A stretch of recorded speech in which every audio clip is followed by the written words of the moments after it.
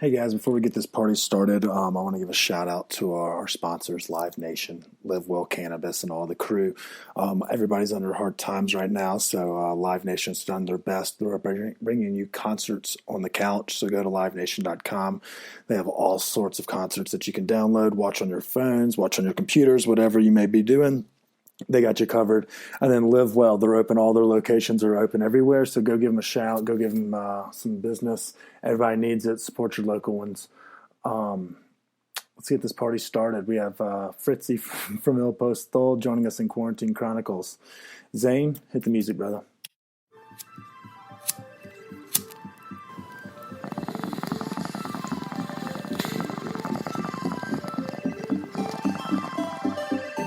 The suppression of the use of marijuana and of the forces lurking behind it are the most important jobs this department is now engaged in. In 1930, the records on marijuana in the Washington office of the Narcotics Division scarcely filled a small folder like this. Today, they fill cabinets. Welcome, ladies and gentlemen, Coloradians, and everyone that's smart enough to listen from the outside. One of the most amazing plants we've ever discovered. The pot party, the trippers, the grasshoppers, the hip ones, all gathered in secrecy and flying high as a kite. Yeah, now I can. How are you, brother? Awesome. How you doing, brother? Man, I'm making it. I'm losing my shit. Dude, same. I just don't know how long I can stay in quarantine. It's fucking killing me, brother. I go to work every day. That saved my ass. I mean, I have work, but I'm having to work from home, and it's like all hands on deck. It's become kind of a nightmare. I mean, not a nightmare in that sense. I'm very thankful to have the position and job and the company. Yep. But we work from home all the time, but I usually work from the confines of your bar and restaurant, Kelly's bar and restaurant. I work from a bar. Yeah. Now I'm stuck in my goddamn house. I'm going crazy. You know what? I'm having a guest almost every day. Say that you're having a what every day? Like guests. People stop by, say hi. My neighbors, a glass of wine, smoke cigars, things like that. It's pretty cool. There you go. Are you getting into the sauce already today? No, not yet. No, I'm drinking Pellegrino. No, there you go. I'm on about a bottle of wine deep. So I have a friend coming over for a coffee, and that's it. Okay, well, before that happens, I got you.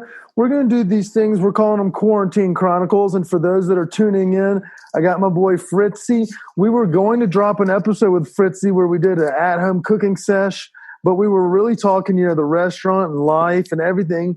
But right after that episode, things got flipped on their heads. So we're going to drop that episode when we come out of quarantine, and we'll be promoting Il Posto. But it's one of our favorite restaurants. It's in one of our favorite downtown locations. He's in the RiNo neighborhood, restaurant Il Posto. He also has the pizzeria in Denver Central Market, also in RiNo, and then has a multitude of other locations and other concepts and things going on as well. But we're here to talk today. Before we get started, shout out to our sponsors, Live Nation, Live Well Weed. But Frizzi, we appreciate you joining me, brother. Of course. I understand that it's kind of been it's like I said, we've kind of flipped the world on its head since we literally when we sat down for dinner 3 weeks ago to record. In this table right here, the same table that I have right now. I mean, it's become a weird thing, and so I appreciate you joining me. I know y'all have kind of got all hands. It's kind of a weird situation, so we wanted to let our listeners know, a little bit about how we're doing. We want to talk about the restaurant and how we can help spread the good word, takeout delivery, and we wanted you to tell us a little bit about what's popping over there. I saw you're starting to can some of your beverages. So you're very proactive in the new dynamic that we're working in. So I'd love for you to tell listeners a little bit about it. Well, crises create opportunities, right? Also, you cannot stand still in crisis. And also, we have a responsibility to our employees, to our customers, to the community, and to just shut down and wait to get better, I think is it's not the best thing to do. People say, okay, how am I going to pay my people? Well, we create a business in his business. Okay. And we develop this grab and go menu is out. And we sell a lot of wine. We sell our own cocktail that we can it, and we have a brewery that partnership with us. And we do that, and everything that we create is to make sure that we have enough money to pay our people, and all the tips proceed that we take from this situation, we put it away for our staff, the one that are unemployed right now, in unemployment. Yeah, I mean, so it's been almost all back of house, and then front of house is. I mean, and are we doing delivery in the entity, like in the restaurant? Or are we using the resources around? Grab and go.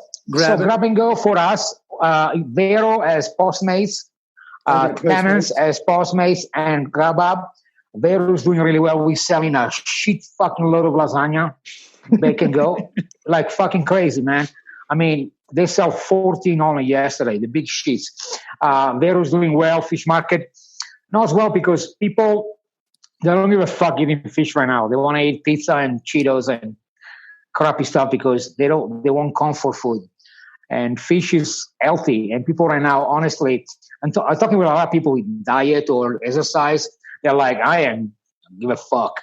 It's become restaurant rules, so to speak. I'm eating whatever. And I don't follow the rules. And people want to be comfortable with that. And so we have a good success with that. The grab and go is doing quite well. The wine is doing quite well. The cocktails create a good buzz and a good vibe. But mostly, one second, I'm making tea. So. There you go. Don't be shy. That's not, we're doing these virtual happy hours and conversations and such. Making tea, dude. I got to make tea. Actually, I'm going to wash it here and do it again. I'm trying to be healthy. I'm staying one cigar a day. Only one. One cigar a day. That's one a day.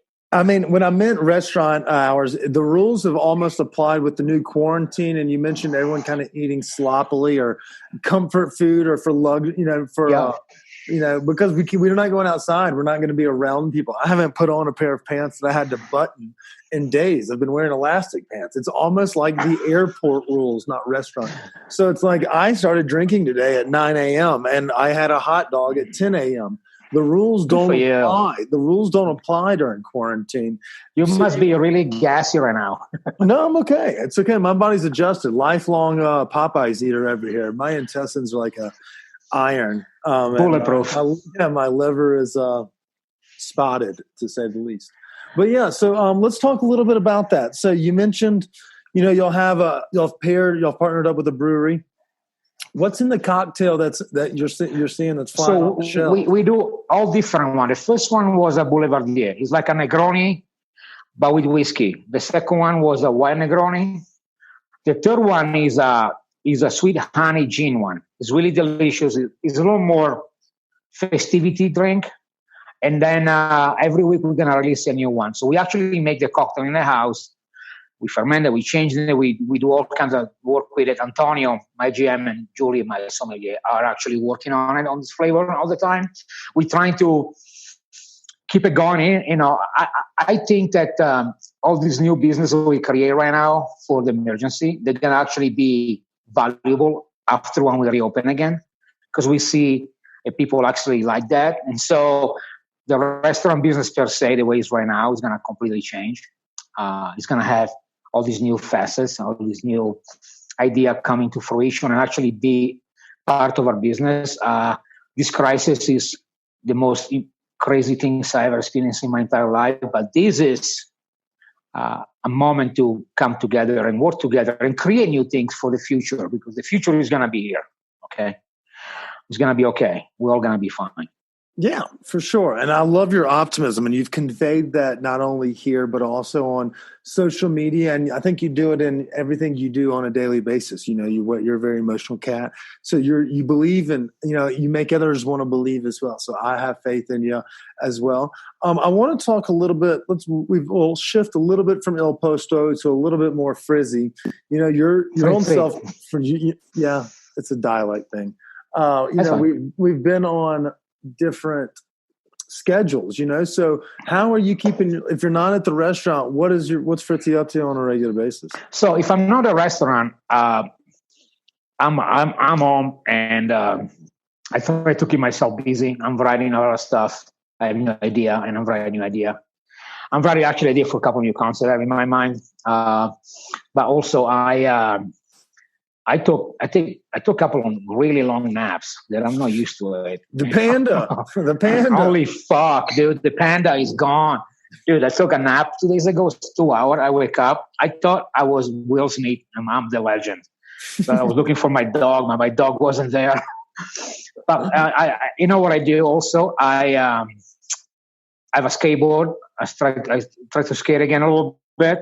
I have a scooter. I like to drive around a scooter at night when everybody's home, like 3 a.m. I just go, put my headsets on it, and drive the city empty. It's really interesting. It's very powerful because you see the city, and you wait to the city to wake up again, but it doesn't wake up anymore. It's very interesting. Before wake up at 5, 6 a.m. and now it does not wake up. It's completely crazy. But I'm just spending time reading. I'm studying for my test for my citizenship. It's going to be the 7th. By the way, it's not complicated, but I just like to ace it. And that's it. I'm reading right now The 4 Agreements. It's a good book. I'm reading that. Do you feel confident about your test to become a citizen? What's up? Fuck yeah. Hey, let's do this. Let's go ahead and plan after you dunk on this motherfucking test. We're gonna party. Yeah. I mean, hot dogs, corn dogs, Budweiser, apple pie. I'm gonna get this one big ass, big ad of Lincoln ad, and we're gonna party hard. No, Uncle Sam ad. And we're going to party so hard.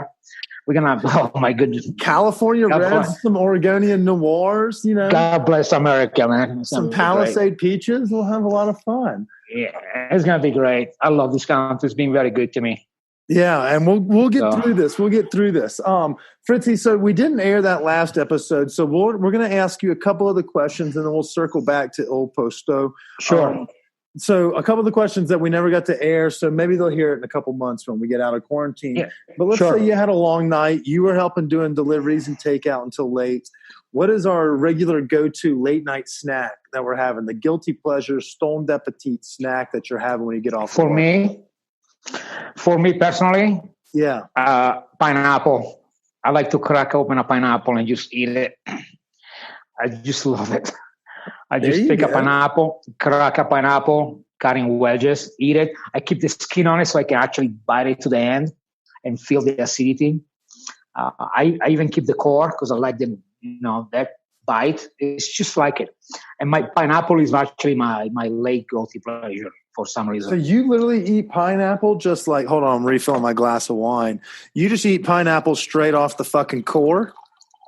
So I take the pineapple, I cut it in 4, then I cut in slices. I don't take the skin off, and then I just eat it from the core in. And I like the core. It tastes good. It's woody. It's just, you start from the core, it's woody, right? And then you go from the woody part to the soft part and the sweet part. And also I'm a really good how to pick up an apple. I know when they're very sweet, and people usually say pick the leaves out. No, just pick it up and smell it. If you smell the sugar, you're good to go. Okay, so I love it. I love that you have that insight not only on fresh fruit. I'm taking your ass to the market once we're allowed to go back out in public. But I'll teach you. There you go. There we go. I have a couple questions I want to ask. I posted on the Instagram that we were going to speak with a bunch of you chefs today. So I think I have you and Tommy from Hop Alley. And Uncle, and then we have Paul Riley from Beast and Bottle and Coperta. Awesome. So we have a couple different guys, and then Caroline Glover and Alon Shaya tomorrow. So one thing we want to know is, sometimes you may either get full of your own food, or sometimes you just get tired of cooking. And similar to the people that are home at quarantine, if we're not going to eat Il Posto, what are some restaurants that you like to eat, or that you would recommend some of my listeners and followers to try out during this quarantine? Working Class have a very cool menu, very tasty. They have all kinds of little things, and it's like a Latino type, but it's so good.